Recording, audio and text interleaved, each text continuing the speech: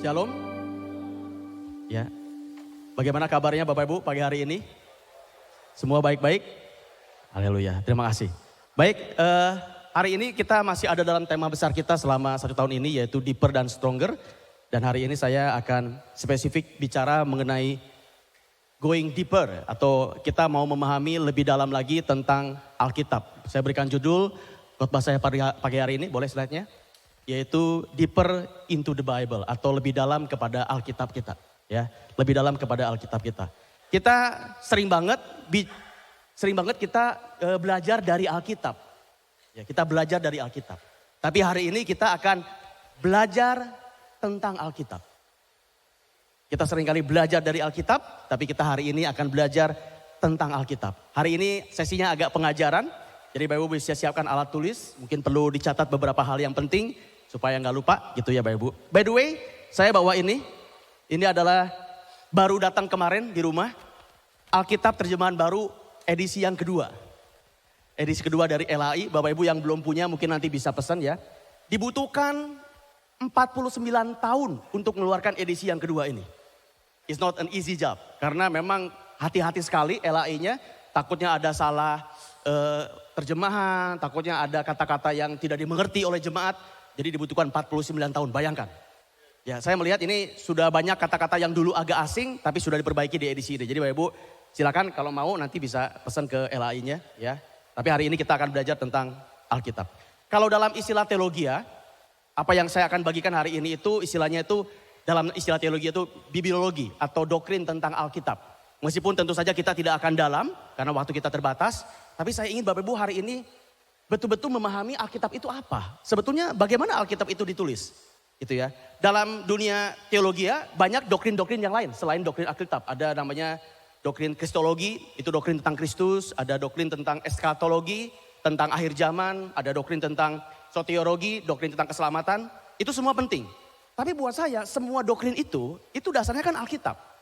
Jadi kalau Bapak Ibu nggak percaya Alkitab ini firman Tuhan, sebetulnya doktrin yang lain ya udah nggak usah dibahas lagi karena Bapak Ibu nggak percaya firman Tuhan, Alkitab ini firman Tuhan. Ya nggak, jadi nggak ada gunanya kita percaya tentang doktrin kristologi karena semuanya ada terus dalam Alkitab. Oleh sebab itu menurut saya sangat penting atau menjadi fondasi yang awal kita harus tahu dulu bahwa ini itu adalah firman Tuhan. Karena semua kepercayaan yang lain dasarnya adalah firman Tuhan. Bapak Ibu semua percaya Alkitab ini firman Tuhan? Benar? Coba buktikan kepada saya ini firman Tuhan. Pokoknya firman Tuhan Pak. Pokoknya dari dulu juga diajarin ini firman Tuhan. Ya sekali lagi saya tidak menentang pokoknya. Tapi kita kan harus bisa memberikan penjelasan juga toh. Buat orang-orang yang mau bertanya. Coba Alkitab ini firman Tuhan atau bukan sih? Apa istimewanya Alkitab dibandingkan dengan kitab-kitab yang lain? Dengan kitab-kitab agama yang lain? Apa bedanya? Apa istimewanya? Nah hari ini kita akan sama-sama belajar mengenai ini ya. Saya harap Bapak Ibu nanti di akhir khotbah ini Bapak Ibu akan percaya buat yang belum percaya Alkitab firman Tuhan. Atau Bapak Ibu lebih percaya buat Bapak Ibu yang sudah percaya. Dan Bapak Ibu semakin yakin, semakin mengasihi bahwa Alkitab ini adalah betul-betul firman Tuhan. Amin? Oke, baik. Saya akan bagi khotbah hari ini menjadi 3 bagian. 3 bagian, boleh lihat slide-nya? Yang pertama saya akan bahas bagaimana Alkitab ditulis. Saya mungkin akan tulis di sini ya. Supaya Bapak Ibu nanti nggak kehilangan arah karena kita cukup panjang pembahasannya nanti. Saya tulis sebagai papan petunjuk buat Bapak Ibu. Yang pertama kita akan bahas nanti bagaimana Alkitab itu ditulis. Bagaimana Alkitab ditulis. Yang kedua itu adalah keistimewaan Alkitab.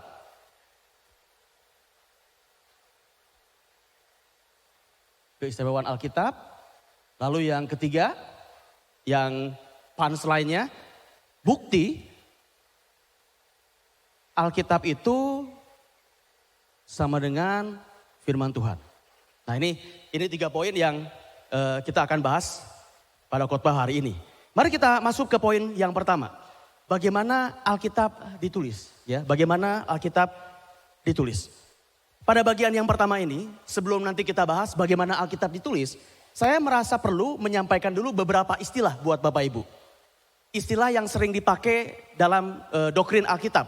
Saya dalam tanda kutip ya mau nggak mau harus menjelaskan dulu istilah ini. Karena kalau istilah ini tidak dijelaskan nanti Bapak Ibu akan nggak bisa ngikutin. Tidak sulit, cuma 5 saja. Istilahnya cuma 5 saja. Bapak Ibu harus lihat ke depan ya.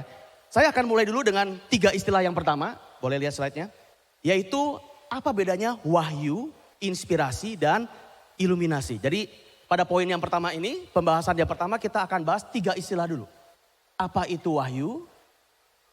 Apa itu inspirasi? Dan ini yang agak asing, satu lagi ya iluminasi. Mungkin Bapak Ibu agak asing. Iluminasi. Nah ini apa itu? Nanti kita akan bahas ya. Itu poin yang pertama dalam bagian yang pertama. Mari kita mulai dulu dengan apa itu yang namanya wahyu. Yang pertama. Apa itu yang namanya wahyu? Wahyu itu adalah tindakan Allah menyingkapkan fakta atau informasi mengenai diri dan kehendaknya kepada manusia. Itu namanya wahyu. Karena kalau Allah tidak menyingkapkan dirinya, tidak menyingkapkan informasinya, kita tuh sulit mengenal Allah itu seperti apa. Karena Allah itu maha besar, ya Allah itu roh, kita nggak punya gambaran Allah itu seperti apa. Sehingga Allah itu harus memberikan wahyu kepada manusia supaya kita bisa ngerti. Palingnya punya gambaran lah Allah itu kayak gimana. Dan yang namanya wahyu itu dibagi menjadi 2 jenis. Yang pertama itu adalah wahyu secara umum. Wahyu secara umum itu apa? Wahyu secara umum itu adalah Allah memperkenalkan dirinya lewat hal-hal yang umum. Ya Bapak Ibu lewat gunung, alam semesta, lewat hati nurani, itu Allah memperkenalkan dirinya juga kepada kita. Ya, makanya kita sering bilang bahwa di Mazmur ada alam semesta ini, langit ini menceritakan kebaikan Tuhan. Itu adalah wahyu yang secara umum. Kita bisa mengenal Allah dari sesuatu yang umum. Sesuatu umum, keindahan alam semesta, gitu ya dan segala macam. Wahyu yang kedua adalah wahyu yang khusus. Nah wahyu yang khusus itu lebih spesifik. Enggak cuma tentang alam semesta, tapi lebih detail tentang keberadaan dirinya. Disinilah kita belajar tentang Yesus Kristus. Di sini kita belajar tentang Alkitab, tentang doktrin keselamatan, kenapa kita diselamatkan, kenapa darah Yesus itu penting. Ini namanya wahyu secara khusus. Oke, kita sudah masuk di poin yang pertama ini ya. Kita bicara tentang yang namanya wahyu. Ada 2, ada umum dan ada yang namanya wahyu khusus. Istilah yang kedua yang saya ingin bagikan kepada Bapak Ibu adalah inspirasi. Yang kedua, inspirasi. Inspirasi itu apa? Inspirasi itu adalah, inspirasi atau pengilhaman adalah tindakan Allah untuk menjamin perekaman wahyunya secara akurat dan benar. Ya, itu namanya inspirasi. Tindakan Allah untuk menjamin pencatatan perekaman dirinya itu secara benar dan akurat. Jadi kalau mau mencatat sesuatu tentang dirinya yang di wahyu khusus, yang ditulis dalam Alkitab, itu namanya inspirasi Allah kepada penulis-penulis Alkitab. Saya punya 2 kata dari 2 teolog. Yang pertama itu namanya B.B. Warfield. B.B. Warfield bilang begini. Suatu pengaruh supranatural dari roh Allah yang menggerakkan para penulis Alkitab atau penulis kitab suci. Sehingga tulisan mereka itu dinyatakan memiliki kepatutan yang bersifat ilahi. Kita sedang membahas inspirasi. Lalu teolog yang kedua namanya Millard J. Erickson. Beliau bilang begini. Pengaruh adikodrati Roh Kudus atas penulis Alkitab dalam Alkitab sehingga membuat hasil karya mereka menjadi suatu catatan yang akurat tentang pernyataan atau yang mengakibatkan karya mereka benar-benar merupakan firman Allah. Ini adalah istilah yang kedua. Jadi Tuhan itu memberikan ilham kepada para penulis Alkitab sehingga apa yang dicatat, apa yang ditulis itu betul-betul adalah dari Tuhan atau dari Allah. Itu istilah yang kedua. Istilah yang ketiga namanya iluminasi. Nah ini mungkin Bapak Ibu agak asing dengan istilah ini ya. Sekali lagi ini istilah-istilah dalam dunia teologi ya. Tapi tidak salahnya Bapak Ibu juga harus tahu. Yang ketiga itu namanya iluminasi. Iluminasi itu apa? Iluminasi itu adalah tindakan Allah, bisa juga melalui Roh Kudus ya. Untuk memampukan dan membimbing orang percaya melalui pertolongan Roh Kudus. Sehingga bisa mengerti kitab suci. Jadi kalau Bapak Ibu lagi baca Alkitab, tiba-tiba Bapak Ibu paham, Bapak Ibu mendapatkan berkat dari firman Tuhan. Nah itu namanya iluminasi. Iluminasi. Simple, sederhana. Wahyu, inspirasi, iluminasi. Wahyu itu adalah Tuhan menyatakan dirinya. Inspirasi itu adalah Tuhan membimbing para penulis Alkitab. Iluminasi itu adalah kita waktu baca Alkitab, semua orang percaya ketika baca Alkitab mendapatkan berkat atau mendapatkan pencerahan apapun itu. Itu namanya iluminasi. Oke?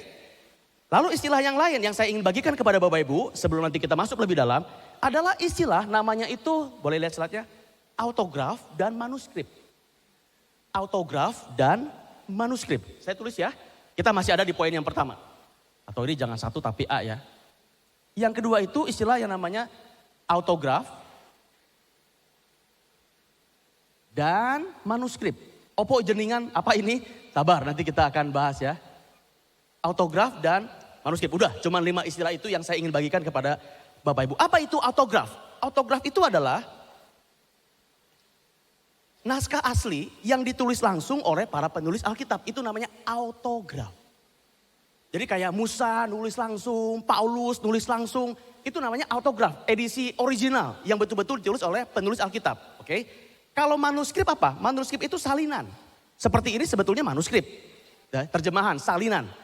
Manuskrip itu adalah salinan, naskah salinan dari autograf. Jadi ini versi yang aslinya, ini adalah salinan-salinan. Banyak penyalin-penyalin, apalagi zaman-zaman di awal bapak-bapak gereja itu punyanya salinan. Nah, saya punya sedikit informasi di sini. Bapak-bapak perhatikan, yang namanya autograf, edisi asli dari penulisnya langsung, itu semuanya sudah tidak ada. Karena sudah hancur, karena kan ini tulisnya ribuan tahun yang lalu Bapak-bapak. Kondisi cuaca membuat semuanya menjadi hancur. Karena zaman dulu itu nggak ada kertas kayak gini. Ya, zaman dulu itu ditulisnya nanti kita akan bahas dari bahan tanaman, dari kulit binatang, sehingga dengan ribuan tahun dia bisa hilang dan bisa hancur. Jadi autograf itu tidak ada lagi zaman sekarang. Yang ada itu manuskrip. Tapi ini bukan cuma Alkitab yang mengalami kendala seperti ini, kalau boleh dibilang kata kendala. Tapi semua kitab-kitab kuno zaman dulu, termasuk kitab-kitab agama yang lain, sama semuanya udah gak punya autograf. Karena sudah hancur semuanya. Jadi semua apapun kitab-kitab zaman dulu, dari zaman Yunani gitu ya, Aristoteles, Plato maupun zaman kitab-kitab dari keyakinan agama yang lain, sama semuanya sudah hancur karena cuaca dan segala macam. Oke? Nah, kalau manuskrip namanya juga manuskrip, Ibu, disalin. Zaman dulu nggak ada mesin fotokopi, nggak ada Microsoft Office, nggak ada. Jadi kadang-kadang yang namanya disalin ya bisa salah. Ya kan kalau lagi ngantuk, iota segala macam. Dan kalau kita terjemahkan ke dalam bahasa-bahasa yang lain juga itu bisa ada yang keliru. Ibu pernah menerjemahkan bahasa Inggris kepada bahasa Indonesia? Kadang-kadang itu ada yang, aduh ini tuh apa ya kalau bahasa Indonesia susah gitu. Kayak walk the talk, apa Indonesianya? Jalan di atas bicara, gitu susah ya. Walk the talk, susah kalau di Indonesia kan. Jadi memang kadang-kadang kalau dalam bahasa, apalagi bahasa Yunani, bahasa Ibrani, bahasa Aram, sulit diterjemahkan. Jadi memang kadang-kadang suka ada kesalahan-kesalahan dalam manuskrip. Tapi sekali lagi, kesalahan-kesalahan dalam manuskrip bukan cuma dialami oleh Alkitab.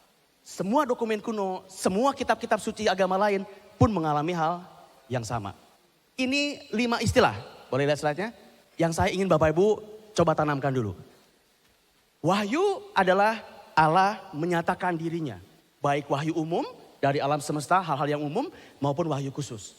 Inspirasi adalah tindakan Allah menjaga para penulis Alkitab supaya betul-betul menulis apa yang diinginkan oleh Allah. Sehingga nanti bentuknya itu namanya autograf. Yang ketiga namanya iluminasi. Itu kita orang percaya kalau lagi baca firman Tuhan, mendapatkan pencerahan, mendapat berkat, itu namanya iluminasi. Manuskrip adalah salinan dari autograf. Dan ini jumlahnya banyak. Salinan, terjemahan dari bahasa Ibrani ke bahasa Yunani dan segala macam. Itu namanya manuskrip. Sampai sini aman? Tidak cukup berat? Oke. Itu 5 istilah yang saya perlu jelaskan dulu kalau kita mau menjelaskan poin yang pertama. Oke, sekarang balik lagi ke pertanyaan yang pertama. Bagaimana Alkitab ditulis? Mungkin Bapak Ibu juga nggak tahu selama ini Alkitab itu tulisnya gimana ya? Ya kan? Nah ini kan kita perlu tahu ya, sebagai jemaat atau orang percaya kita perlu tahu. Bagaimana Alkitab ditulis? Alkitab itu ditulis oleh penulis dengan inspirasi dari Roh Kudus pada bahan yang namanya papirus. Papirus itu sejenis tumbuh-tumbuhan zaman dulu sehingga bentuknya itu seperti ini. Nah ini papirus. Atau bisa di kulit binatang, namanya perkamen. Dan karena ini sudah ribuan tahun, namanya juga tanaman ya, Bapak Ibu kayak gini ya. Jadi kadang-kadang ada yang sobek, kadang-kadang ada yang hancur, ringkih gitu. Bukan kayak kertas ya, ringkih segala macam. Makanya kalau autograf itu sudah tidak ada. Jadi Alkitab ditulis itu dalam papirus atau yang namanya perkamen. Nah, saya punya beberapa catatan penting tentang bagaimana Alkitab ini ditulis. Catatan penting yang pertama, perhatikan. Dalam proses pengilhaman, inspirasi, Roh Kudus mengilhami penulisan seluruh kitab suci. Jadi seluruh kitab suci, Alkitab diinspirasikan oleh Roh Kudus. Kata kuncinya adalah kata seluruh. semua, seluruh. Kenapa kata seluruh menjadi penting? Karena ada beberapa perdebatan atau ada beberapa orang-orang yang menentang Alkitab itu memandang bahwa Alkitab itu enggak semuanya dari Roh Kudus. Enggak semuanya diinspirasikan oleh Roh Kudus, enggak. Kalau yang berhubungan dengan keimanan, yang berhubungan dengan masalah moral, itu iya dilakukan oleh Roh Kudus. Tapi kalau masalah sejarah, pengetahuan, kan ada sejarah-sejarah ya di Alkitab ya. Jabat Israel dulu dijajah sama Babel, sama Persia, itu bukan dari kitab suci, itu sejarah. Nah, Bapak Ibu, no. Semua yang ada dalam Alkitab itu adalah seluruhnya diinspirasi oleh Roh Kudus. Beberapa ayat pendukung untuk hal tersebut, mari kita baca. Lukas 24 ayat yang ke-44. Sehingga tidak memungkinkan ada bagian tertentu dari Alkitab ini yang bukan dari Roh Kudus. Tidak memungkinkan. Mari kita lihat ayat yang pertama. Lukas 24 ayat yang ke-44. Saya bacakan buat Bapak Ibu. Inilah perkataanku yang telah kukatakan kepadamu ketika aku masih bersama-sama dengan kamu. Yakni harus tergenapi, ini Yesus yang ngomong ya. Harus tergenapi semua yang ada tertulis tentang aku. Harus tergenapi semua, gak ada yang tertinggal. Semua dalam kitab Taurat Musa dan kitab Nabi-Nabi dan kitab Mazmur. Itu Lukas 24 ayat yang ke-44. Kita baca lagi Matius 5 ayat yang ke-18. Matius 5 ayat yang ke-18. Demikian firman Tuhan. Aku berkata kepadamu, sesungguhnya selama belum lenyap langit dan bumi ini, satu iota, satu titik pun tidak boleh ditiadakan atau tidak ditiadakan dari hukum Taurat sebelum semuanya terjadi. Bayangkan, satu iota saja tidak boleh dihilangkan. Artinya semua, seluruh apa yang ada dalam Alkitab kita itu adalah inspirasi dari Roh Kudus. Amin? Oke, itu dulu ya. Saya punya catatan penting yang kedua. Catatan penting yang kedua adalah tidak berarti semua penulisan kitab suci semuanya bersifat adikodrati. Ini penting. Saya ulang ya. Tapi tidak berarti semua penulisan kitab suci itu bersifatnya adikodrati. Artinya betul-betul sesuatu yang supranatural. Ada yang supranatural tapi tidak semuanya. Contoh, bagaimana Musa bisa tahu awalnya terjadi dunia? Yang menciptakan kejadian sampai keluaran siapa? Kejadian sampai ulangan siapa? Musa. Tapi kan itu awal dunia, betul nggak? Musa kan belum lahir, ya tah? Bagaimana Musa bisa tahu Adam dan Hawa dulu? Kan Musanya belum lahir. Itu sifatnya supranatural. Roh Kudus bicara kepada Musa dan Musa menuliskannya. Jadi ada yang seperti itu, tapi tidak semua seperti itu. Ada juga di Alkitab yang tulisannya itu secara alamiah, kodrati, alamiah, bukan supranatural. Bukan supranatural. Misalnya apa? Ada pengalaman-pengalaman langsung dari penulis yang dituliskan dalam Alkitab. Misalnya kitab Yosua. Ya kan pengalaman dia kan, waktu masuk ke tanah Kanan, kitab Ezra, waktu dia pulang dari pembuangan, kitab Nehemia, itu semua pengalaman dia. Bukan adikodrati, bukan dibisiki oleh atau diinspirasikan oleh Roh Kudus, bukan. Tapi sifatnya natural, alamiah. Dia menuliskan pengalaman, tentu saja Roh Kudus yang membimbing. Sekali lagi prinsip yang namanya inspirasi. Tapi itu adalah pengalaman dia yang dituliskan. Ada juga yang sifatnya itu hasil dari penelitian. Bapak tahu ada firman Tuhan yang hasil dari penelitian? Siapa? Lukas. Waktu dia menulis kitab Lukas. Itu adalah hasil research kalau zaman sekarang dia. Hasil risetnya Lukas. Mari kita lihat ayatnya. Lukas 1 ayat yang ketiga dan yang keempat. Lukas 1 ayat yang ketiga ayat yang keempat. Karena itu setelah aku menyelidiki segala peristiwa. Menyelidiki segala peristiwa. Itu dengan sesama dari asal mulanya.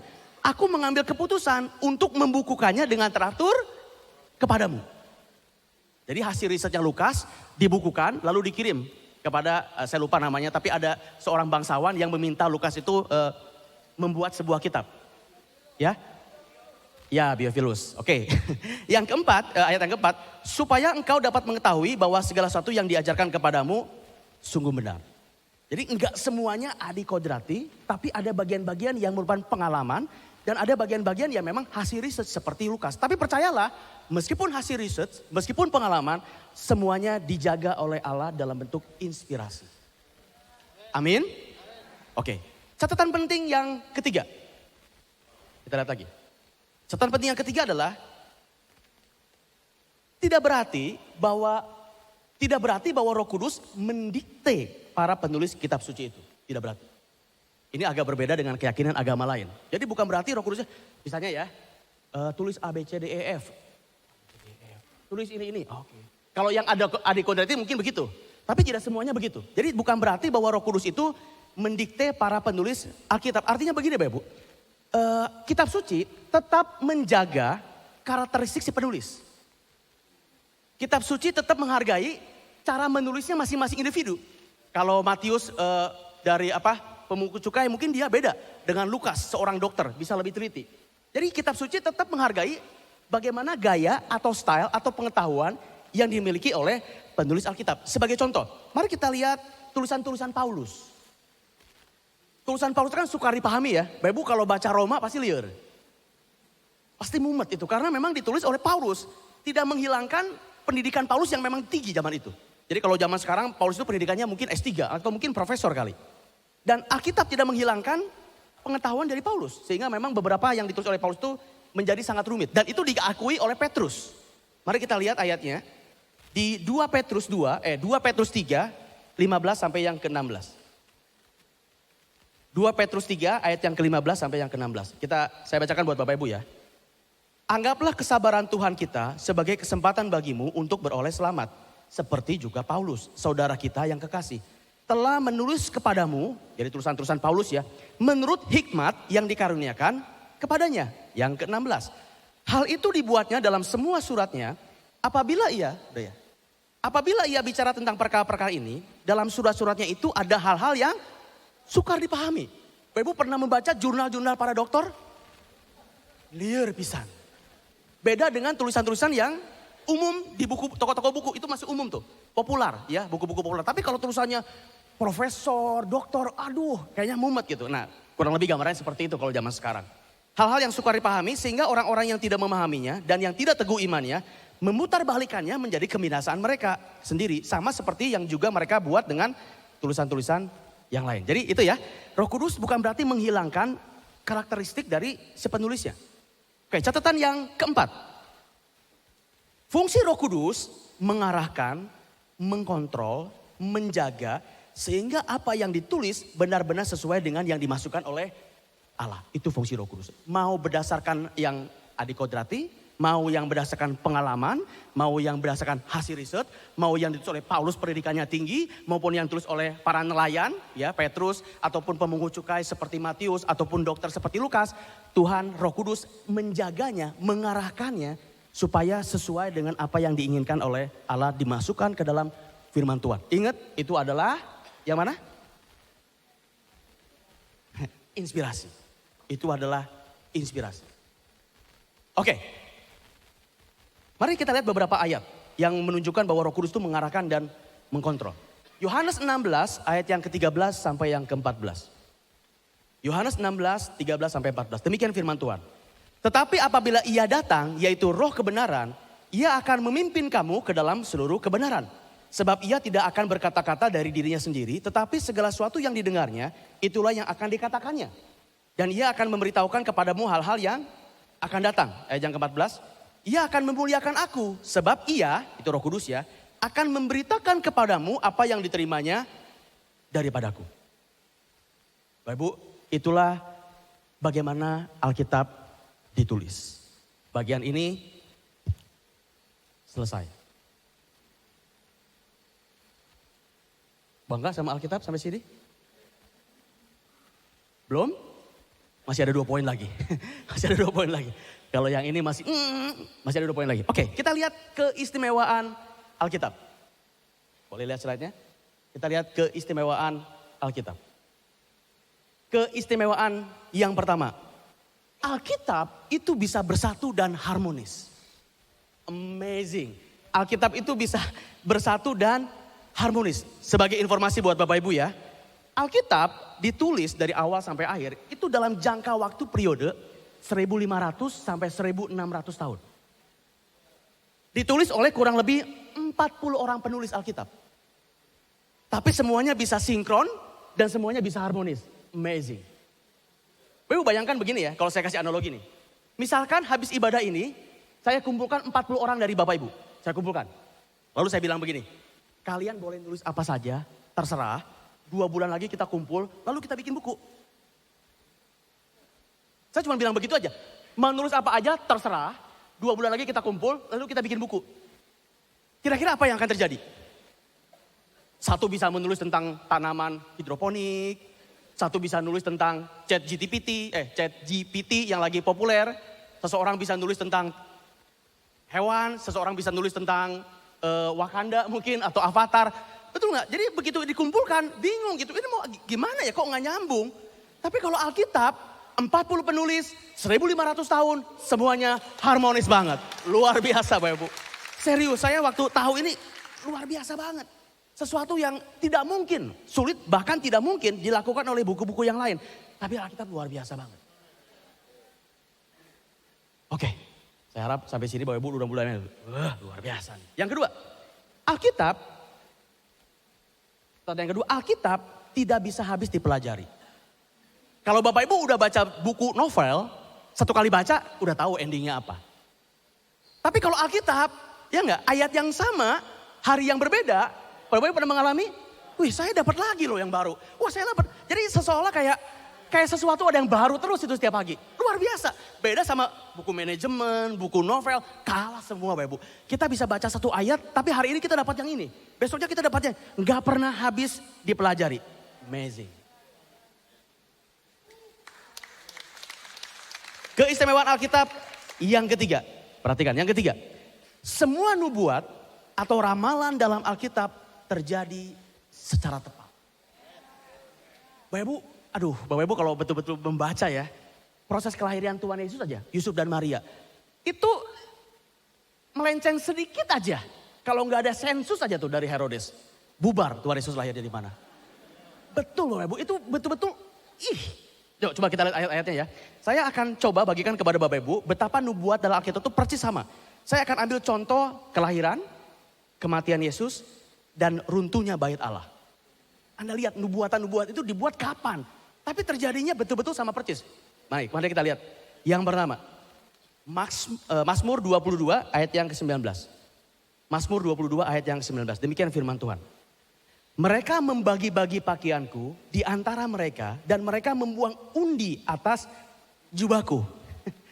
Mazmur 22 itu dikenal sebagai Mazmur Mesianik yang menubuatkan tentang Mesias. Kitab Mazmur itu kebanyakan tentang puisi dan segala macam. Tapi khusus Mazmur 22 ini adalah nubuatan tentang Mesias. Makanya disebut Mazmur Mesianik. Bapak Ibu, Mazmur ditulis 1000 tahun sebelum Tuhan Yesus lahir. 1000 tahun sebelum masanya Tuhan Yesus. 1000 tahun.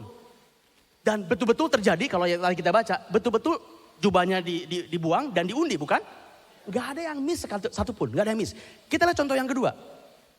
Yesaya 7 ayat yang ke-14. Ini tentang kematiannya. Mari kita lihat ya. Tentang kelahirannya. Tadi tentang kematiannya. Yesaya 7 ayat yang ke-14. Sebab itu Tuhan sendirilah yang akan memberikan kepadamu suatu tanda.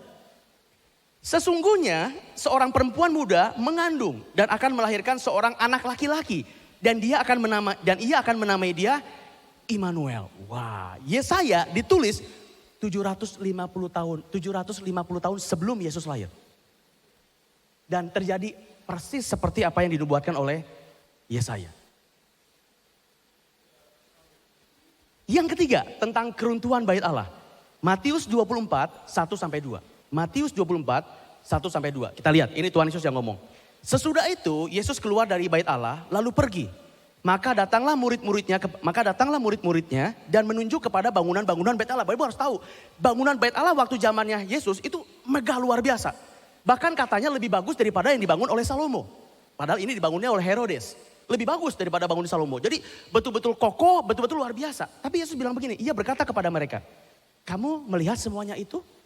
Aku berkata kepadamu, sesungguhnya tidak satu batu pun di sini akan dibiarkan terletak di atas batu yang lainnya. Semuanya akan diruntuhkan. Dan ini tergenapi pada tahun 70 Masehi. Ketika Israel diserang oleh Roma melalui Raja Titus. Dan Bapak Ibu kenapa nggak ada bata satupun di atas bata yang lain? Karena waktu itu Yesus itu banyak emasnya. Sehingga orang Roma itu pengen betul-betul mendapatkan emasnya. Sehingga bata-bata itu dicopel-copel Bapak Ibu. Supaya memastikan semua emas-emas yang ada di semen-semennya itu betul-betul bisa diambil. Tidak ada satu bata pun yang ada di atas bata yang lain. Tergenapi 70 tahun Masehi. Gak ada satupun yang miss. Amazing. Bapak Ibu jangan susah-susah lah. Coba tolong ramalin ke pasar. Bapak Ibu jangan susah 1.500, 7.000, jangan. Bapak Ibu ngomong aja gini, kasih tahu ke saya, besok hujan nggak? BMKG, katanya kalau, maaf ini BMKG kalau ngeliat ya. Katanya kalau udah nggak usah. Nanti jadi nggak enak. Oke, keistimewaan Alkitab yang berikutnya. Oke, boleh lihat slide-nya. Keistimewaan Alkitab yang poin keempat. Alkitab tetap terpelihara sampai sekarang padahal banyak upaya untuk menghancurkannya. Coba Bapak Ibu baca sejarah deh. Begitu banyak khususnya kaisar-kaisar Romawi di zaman-zaman awal berusaha menghancurkannya. Kaisar Nero, kaisar apa. Itu mereka sangat kejam. Bukan cuma Alkitab yang mau dihancurkan. Tapi kegerakan Kristiani waktu itu pun mau dihancurkan. Tapi gak bisa. Sampai sekarang dia masih ada. Dan buku paling banyak dibaca. Buku paling banyak dicetak. Dan buku kalau mau ngomong bestseller ya. The best bestseller all the time. Gitu Bapak Ibu. Ini tuh Alkitab Bapak Ibu. Luar biasa. Yang kelima. Kenapa Alkitab itu begitu istimewa? Yang kelima adalah, mungkin ini sesuatu yang amazing buat Bapak Ibu ya. Yang kelima adalah, Alkitab merupakan kitab dengan tahun penulisan manuskrip. Manuskrip yang paling dekat dengan kejadian, dengan jumlah manuskrip terbanyak. Saya ulangi, pelan-pelan. Poin kelima ini mesti mikir nih. Alkitab merupakan kitab dengan tahun penulisan manuskrip paling dekat dengan kejadian. Dan jumlah manuskrip terbanyak. Jadi Bapak Ibu kalau kita, kan ini banyak ya, namanya salinan nih. Bagaimana kita bisa tahu manuskrip yang bermutu, manuskrip yang valid? Dua indikatornya. Satu, dekat dengan tahun kejadian. Semakin dekat dengan tahun kejadian, semakin valid, semakin baik lah bagi dia. Contoh misalkan begini.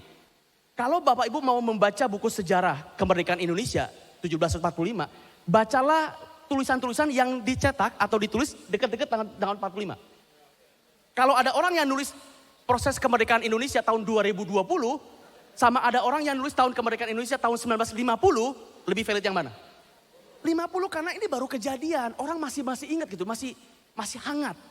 Itu yang pertama ya, semakin dekat semakin valid. Valid yang kedua adalah, ini secara ilmiah, yang paling banyak manuskripnya itu yang paling valid. Karena kan kadang-kadang manuskrip yang satu dengan yang lain kan berbeda. Seperti yang saya tadi bilang. Mungkin salah terjemahan, salah apa. Jadi kadang-kadang ada yang 10.000 bilangnya A. Ada yang 2 bilangnya B. Ya udah pasti yang 10.000 lah. Kan bilangnya A-nya sama. Jadi semakin dekat dan semakin banyak. Ya kan? Kalau cuma satu yang bilang C udah pasti diabaikan. Karena ada 10.000 yang bilang A. Nah, coba kita bandingkan Alkitab dengan kitab-kitab orang-orang Yunani maupun dengan kitab-kitab dari agama yang lain. Dua ya, semakin dekat, semakin banyak. Kalau dua ini semakin dekat dan semakin banyak, semakin valid, semakin bisa dipercaya. Anda siap? Jangan berkedip. Oke? Mari kita lihat. Slide yang berikutnya. Ini adalah perbandingan naskah-naskah kuno. Jadi ada naskah-naskah dari zaman tulisan Iliad, ya itu karya Homer, ada Herodotus, zaman Yunani, ada tulisan Plato, ada Al-Quran dan segala macam. Ini adalah tahun penulisannya. SM itu sebelum Masehi. Alkitab berarti yang PB ya, yang PB ini, itu antara 54 sampai 100 Masehi. Masehi itu kan penanggalan kelahiran Tuhan Yesus. Jadi setelah Tuhan Yesus lahir, ini ya tahunnya. Coba Anda lihat, salinan yang paling awal atau paling tua ada. Salinan yang paling awal, paling tua ada, kita lihat fokusnya ke Alkitab saja ya. Itu kalau Alkitab, itu yang paling awal ditulis, manuskrip ya, bukan autograf nih. Manuskrip, salinan, itu pada tahun 114 Masehi. Yang lainnya banyak tuh. Mungkin akan lebih mudah kalau saya tampilkan yang ini. Jarak waktu dari yang asli. Manuskrip terdekat dari jarak yang kejadian tadi. Seperti contoh saya. Kemerdekaan Indonesia 45, terdekatnya kapan? 50 berarti cuma 5 tahun jaraknya. Ya kan? Kalau 2020 berarti cukup jauh. Mungkin bisa berapa tahun tuh? 80 tahun atau 70 tahun ya. Mari kita lihat, boleh lihat slide-nya. Jarak waktu dari yang asli. Penulisan manuskrip Alkitab yang paling dini itu berjarak hanya 60 tahun. Yang lainnya ada 96 Al-Quran, yang lainnya 1000 tahun, 130 tahun, 1350 tahun, 400 tahun. Jadi yang paling dekat manuskrip itu adalah Alkitab. Ingat, semakin dekat, semakin valid. Jumlah manuskrip yang tersedia, Alkitab. Kita lihat Bapak Ibu ya. Yang lainnya cuma 643, itu Iliad. Herodotus cuma 8, Plato cuma 7, Al-Quran 50, Alkitab Perjanjian Baru 24.600. Gapnya Bapak Ibu, dari langit ke bumi gapnya. Jadi Bapak Ibu, Alkitab kita ini manuskrip paling dekat dan manuskrip paling banyak. Amazing. Amazing banget Bapak Ibu. Kita punya Alkitab yang luar biasa. Betul-betul kalau ini anggaplah kita orang umum secara ilmiah aja. Kalau kita melihat data, lihat lagi. Kalau kita lihat data seperti ini orang umum, bukan orang percaya aja. Ini orang yang abstain, abstain. Dia sudah lihat seperti datanya menunjukkan seperti ini. Kira-kira dia akan pilih yang mana? Bahan perundungan. Oke, saya cepat saja ya, waktu saya nggak banyak. Itu adalah keistimewaan Alkitab. Berarti bagian ini selesai. Saya masuk ke bagian yang terakhir. Bukti Alkitab adalah firman Tuhan. Nah, ini juga poin yang penting. Bukti Alkitab adalah firman Tuhan. Mari kita lihat beberapa catatan. 1. Dalam Alkitab berulang-ulang dikatakan Allah berfirman. Di dalam Alkitab dikatakan berulang-ulang bahwa Allah berfirman. Mari kita lihat Yeremia 1 ayat yang kedua, keempat, dan ketujuh. Yeremia 1 ayat yang kedua, keempat, dan ketujuh. Demikian firman Tuhan. Dalam zaman Yosia bin Amon, Raja Yehuda, dalam tahun yang ke-13 dari pemerintahannya, datanglah firman Tuhan. Dan Tuhannya pakai huruf besar semua. Berarti itu YHWH, Yahweh. Nama yang paling ditakuti yang tidak bisa disembarang sebut oleh orang Israel. Tuhannya pakai huruf besar. Firman Tuhan datang kepadaku, bunyinya. Tetapi Tuhan berfirman kepadaku, jangan katakan ini, aku ini masih muda. Tetapi kepada siapapun engkau kuutus, haruslah engkau pergi. Dan apapun yang kuperintahkan kepadamu, haruslah kau sampaikan. Jadi berkali-kali dalam Alkitab dikatakan Allah berfirman. Catatan yang kedua, dalam Alkitab baik PL maupun PB berulang kali dikatakan Allah menyuruh orang menulis firman-Nya. Berulang kali Tuhan atau Allah menyuruh orang untuk menulis firman-Nya. Mari kita lihat. Keluaran 17 ayat yang ke-14. Keluaran 17 ayat yang ke-14. Demikian firman Tuhan. Kemudian berfirman Tuhan kepada Musa. Ini kepada Musa. Cara yang berarti inspirasi ya. Tapi ini supranatural. Tuliskanlah semuanya ini ke dalam sebuah kitab. Jadi Tuhan menyuruh Musa menuliskannya dalam sebuah kitab. Sebagai tanda peringatan dan ingatkanlah ini kepada telinga Yosua bahwa aku akan menghapuskan sama sekali ingatan kepada Amalek dari kolong langit. Mari kita lihat ayat selanjutnya. Yeremia 36 ayat yang keempat. Yeremia 36 ayat yang keempat. Demikian firman Tuhan. Jadi Yeremia memanggil Baruk bin Neria. Lalu Baruk menuliskan dalam kitab gulungan itu langsung dari mulut Yeremia segala perkataan yang telah difirmankan Tuhan kepadanya. Tuhannya pakai huruf besar kembali. YHWH. Mari kita lihat. Itu dua catatan atau dua ayat firman Tuhan yang menunjukkan bahwa Allah berulang kali dalam PL maupun PB berbilang bahwa tuliskan firman-Nya. Oke. Catatan yang ketiga. Yesus dan Paulus sendiri menyebut perjanjian lama itu sebagai firman Allah. Baik Yesus maupun Paulus seringkali menyebut perjanjian lama itu adalah firman Allah. Mari kita lihat ayatnya ya. Biar Bapak Ibu ini semuanya ada ayatnya. Matius 19 ayat yang keempat dan yang kelima. Matius 19 ayat yang keempat dan yang kelima. Demikian firman Tuhan. Jawab Yesus. Tidakkah kamu baca bahwa Ia yang menciptakan manusia sejak semula menjadikan mereka laki-laki dan perempuan. Ini kan berarti kejadian ya. Dan firman-Nya, nah Tuhan Yesus bilangnya firman-Nya, kata-kata itu firman-Nya. Sebab itu laki-laki akan meninggalkan ayahnya dan ibunya dan bersatu dengan istrinya. Sehingga keduanya menjadi satu daging. Jadi Tuhan bilang begini, Tuhan Yesus bilang begini, firman-Nya dalam kejadian ini adalah firman-Nya. Oke, kita lihat perkataan Paulus. Roma 3, 1-2. Sorry agak ngebut ya, waktunya udah mau habis. Roma 3, 1-2. Jika demikian, apakah kelebihan orang Yahudi dan apakah gunanya sunat? Banyak sekali dan di dalam segala hal, pertama-tama sebab kepada merekalah dipercayakan firman Allah. Mereka itu berarti bangsa Israel. Karena bangsa Israel orang Yahudi ya. Karena ngomongin tentang apakah gunanya sunat. Kepada mereka dipercayakanlah firman Allah. Oke. Catatan yang keempat, terakhir. bukti bahwa Alkitab adalah firman Allah, catatan yang keempat. Para penulis perjanjian baru sendiri meyakini apa yang mereka tulis itu adalah firman Allah. Penulis PB, khususnya Paulus karena dia paling banyak nulis di perjanjian baru, meyakini apa yang mereka tulis adalah firman Allah. Mari kita lihat beberapa ayat. 1 Korintus 14 ayat yang ke-37. Oke, 1 Korintus 14 ayat yang ke-37. Jika seorang menganggap dirinya nabi atau orang yang mendapat karunia rohani, dia harus sadar bahwa apa yang kukatakan kepadamu adalah perintah Tuhan. Saya yakin Paulus tidak lancang ngomong seperti ini. Apa yang kuperintahkan kepadamu adalah perintah Tuhan. Apa yang kukatakan kepadamu adalah wah itu kalau nggak betul-betul dia yakin ini firman Tuhan, nggak berani dia ngomong gitu. 1 Tesalonika 2 ayat yang ke-13. 1 Tesalonika 2 ayat yang ke-13. Dan karena itulah kami tidak putus-putusnya mengucap syukur juga kepada Allah, sebab kamu telah menerima firman Allah yang kami beritakan. Ingat ya, firman Allah yang kami beritakan itu bukan sebagai perkataan manusia, tetapi dan memang sungguh-sungguh demikian sebagai firman Allah. Yang bekerja juga di dalam kamu yang percaya. Bapak Ibu, itu bukti bahwa Alkitab itu adalah firman Allah. Bapak Ibu percaya Alkitab adalah firman Allah? Semakin sadar, semakin tahu betapa luar biasanya firman Allah itu. Jadi kalau saya rangkum sebagai penutup, Bapak Ibu as closing. Kalau saya boleh rangkum, hari ini saya sharing kepada Bapak Ibu 3 hal. Bagaimana Alkitab ditulis, keistimewaan Alkitab, bukti Alkitab adalah firman Allah. Boleh para singer dan worship leader bisa tampil ke depan.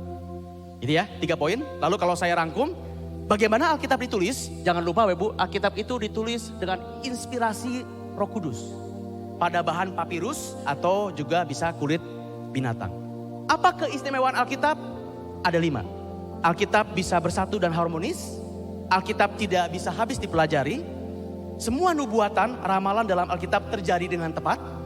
Alkitab tetap terpelihara. Lalu yang terakhir, Alkitab merupakan kitab dengan tahun penulisan manuskrip yang paling dekat dan jumlah manuskrip yang terbanyak. Itu kenapa Alkitab menjadi istimewa. Bukti bahwa Alkitab adalah firman Allah.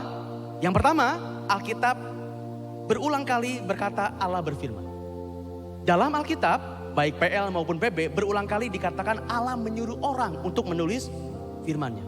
Yang ketiga, Yesus dan Paulus sendiri menyebut perjanjian lama sebagai firman Allah. Yang keempat, para penulis PB sendiri meyakini bahwa apa yang mereka tulis adalah firman Allah. Akhir khotbah ini. Saya harap Bapak Ibu di akhir khotbah ini semakin yakin, semakin sadar bahwa kita betul-betul punya firman Allah yang luar biasa. Amazing. Enggak ada satu buku pun yang seperti yang mungkin Bapak Ibu anggapnya remeh ini. Ya tentu bukan berarti kita suka bukunya, bukan. Tapi isinya itu loh. Isinya yang bisa mengubahkan, isinya yang bisa menyadarkan kita akan kesalahan, isinya akan membuat perubahan dalam hidup. Karena betul-betul ini firman Allah. Amin. Terakhir saya tutup dengan sebuah firman Tuhan. Setelah ini kita selesai. Saya akan bacakan 2 Timotius 3 ayat yang ke-16. 2 Timotius 3 ayat yang ke-16. Demikian firman Tuhan. Segala tulisan yang diilhamkan Allah memang bermanfaat untuk mengajar, untuk menyatakan kesalahan, untuk memperbaiki kelakuan, dan untuk mendidik orang dalam kebenaran. Beri kemuliaan buat Tuhan yang luar biasa, yang telah memasukkan perintahnya ke dalam firman Tuhan ini. Bapak Ibu, bacain. Ini adalah jalan menuju kebenaran. Saya undang semuanya tundukkan kepala, kita sama-sama mau berdoa. Haleluya, terima kasih. Saya undang semuanya mengucap syukur kepada Tuhan. Bilang Tuhan, Engkau luar biasa sungguh Tuhan. Tidak ada kitab selain daripada firman-Mu ini. Dari Alkitab ini yang seperti ini Tuhan. Luar biasa Tuhan, kami bangga punya Tuhan yang seperti Engkau. Kami bangga punya Alkitab seperti ini Tuhan. Mari ucapan syukur saudara. Mari puji Dia, mari agungkan Dia. Mari tinggikan namanya. Karena memang sungguh luar biasa. Mari kita ucap syukur kepada Dia. Haleluya, terima kasih. Terima kasih. Bersyukur Tuhan, anugerah rahmat-Mu ya Tuhan. Kau luar biasa Tuhan. Terima kasih Kau telah memberikan Alkitab ini kepada kami Tuhan. Bukan hal yang biasa tapi hal yang luar biasa Tuhan. Tidak ada satupun nubuatan yang keliru Tuhan. Semuanya presisi, semuanya luar biasa Tuhan. Tidak ada satu kitab pun seperti kitab ini ya Tuhan. Kami agungkan Engkau, kami muliakan Engkau Tuhan. Terima kasih, terima kasih. Saya undang semuanya bisa bangkit berdiri. Haleluya. Buat Bapak Ibu yang selama ini mungkin masih bolong-bolong untuk baca firman Tuhan. Masih bolong-bolong untuk melakukan WPDA. Biarlah hari ini, pagi hari ini, Roh Kudus menyadarkan Bapak Ibu. Betapa Alkitab yang ada di rumah Bapak Ibu, dimanapun Alkitab ini ada, mungkin di handphone, mungkin di laptop, adalah sebuah pewahyuan, sebuah firman yang luar biasa dari Tuhan kepada kita. Sebagai panduan dari hidup kita, yang bisa mengubahkan hidup kita, mengajar semua kita. Bapak Ibu yang saat ini masih bolong-bolong, ataupun yang saat ini masih asal-asal membaca firman Tuhan, mari kita mengambil komitmen pada pagi hari ini. Katakan kepada Tuhan, Tuhan, terima kasih untuk Alkitab ini. Dan biarlah kami mau membaca, merenungkan, dan melakukan firman Tuhan ini. Karena kami sadar betapa istimewanya Alkitab ini. Dan kami sadar bahwa Alkitab ini adalah firman Tuhan, berasal daripada-Mu. Tidak mungkin firman Alkitab ini bukan dari firman Tuhan kalau semuanya presisi, semua nubuatannya terjadi, dan betapa istimewanya Alkitab ini. Mari saya undang semuanya bisa buat komitmen secara pribadi kepada Tuhan.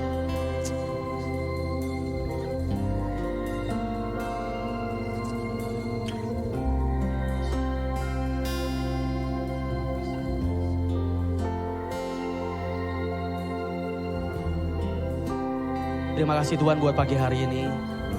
Kami bisa mengenal Alkitab ini dengan lebih dalam Tuhan. Selama ini kami belajar dari Alkitab. Tapi pagi hari ini kami belajar tentang Alkitab Tuhan. Dan hari ini kami banyak belajar sesuatu yang luar biasa dari firman-Mu yang selama ini mungkin kami anggap remeh. Yang kami mungkin masih meragukan bahwa Alkitab ini adalah firman Tuhan. Tapi terima kasih pada pagi hari ini ya Tuhan, Kau membukakannya, menyingkapkannya kepada kami Tuhan. Kami semakin yakin, kami semakin cinta kepada firman Tuhan. Dan biarlah mulai saat ini Tuhan, kami bisa membacanya, merenungkannya, dan melakukannya setiap hari bahkan setiap saat. Merenungkan firman-Mu siang dan malam yang akan membawa kami ke dalam kebenaran Tuhan. Ini salah satu bukti bahwa kemurahan-Mu lebih daripada hidup Tuhan. Karena Engkau memberikan firman-Mu sebagai pegangan dalam kehidupan kami. Karena Engkau memberikan firman-Mu sebagai jaminan keselamatan buat kami Tuhan. Semuanya ada dalam firman-Mu. Kasih-Mu tercermin melalui firman Tuhan ini. Ini adalah bukti kemurahan-Mu lebih daripada sekedar hidup kami.